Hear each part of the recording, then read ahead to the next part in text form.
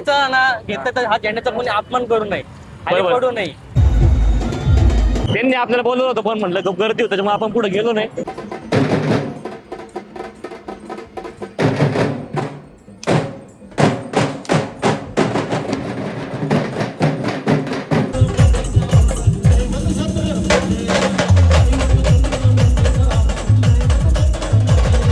काय म्हणतो प्रतीक शेठ? आता काही नाही, गणेश भाऊ कडून झेंडा घ्यायचा, आधी द्यायच्या हातातून काढायचा. नमस्कार मित्रांनो, जय श्रीराम, जय शिवराय. आज संपूर्ण महाराष्ट्रासाठी अत्यंत सोनेरी दिवस आहे, म्हणजे आपली 19 फेब्रुवारी. आज आपल्या महाराजांची शिवजयंती आहे, त्याच्यामुळे आपण आपल्या श्रीरामपूरमध्ये आलो होतो खास पुण्यावरनं. तर तुम्ही बघू शकता इथं सगळं एकदम तुफान असा माहोल तयार झालेला आहे.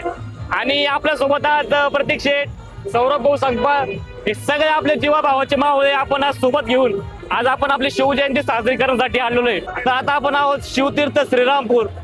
तर आता इथं बघू शकता नियोजन कसं झालेलं आहे खतरनाक असं, आपल्या महाराजांचं भव्य असं स्मारक. आणि आता इथं वेगवेगळ्या कार्यक्रमांचं नियोजन केलेलं आहे. आता बरेचसे कॉलेज वगैरे सगळे आता इथं आपापलं सादरीकरण करून गेले. तर अजून सुद्धा जे सादरीकरण होणार ते तुम्हाला आम्ही दाखवण्याचा प्रयत्न करणार आहे. तर व्हिडिओमध्ये शेवटपर्यंत राहा आणि व्हिडिओ शेवटपर्यंत बघा. आणि आपल्या शिवरायांच्या माहोल्यांना, आपल्या श्रीरामपूरकरांना किंवा पूर्ण महाराष्ट्रामध्ये हा व्हिडिओ शेअर झालाच पाहिजे.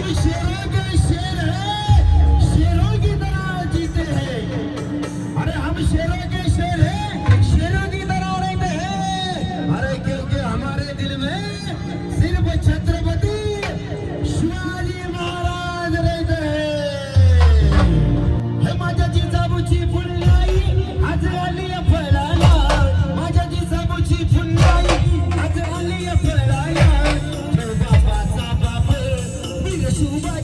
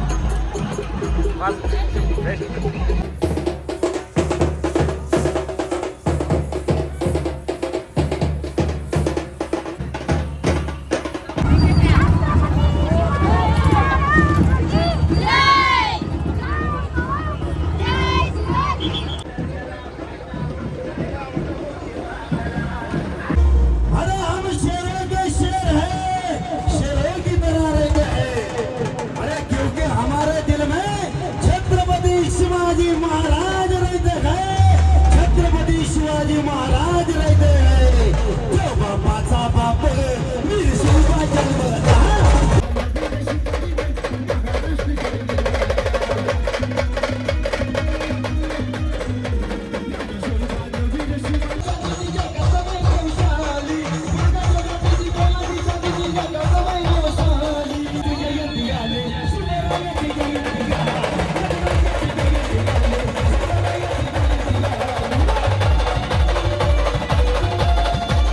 या ठिकाणी आता आपले महाराष्ट्राचे मंत्री विखे पाटील साहेब पालकमंत्री यांचं आगमन झालेलं आहे. पालकमंत्री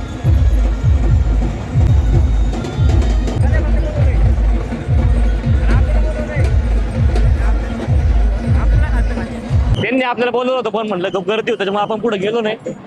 पण त्यांनी बोलवलं होतं आपल्याला, आपण गेलो नाही.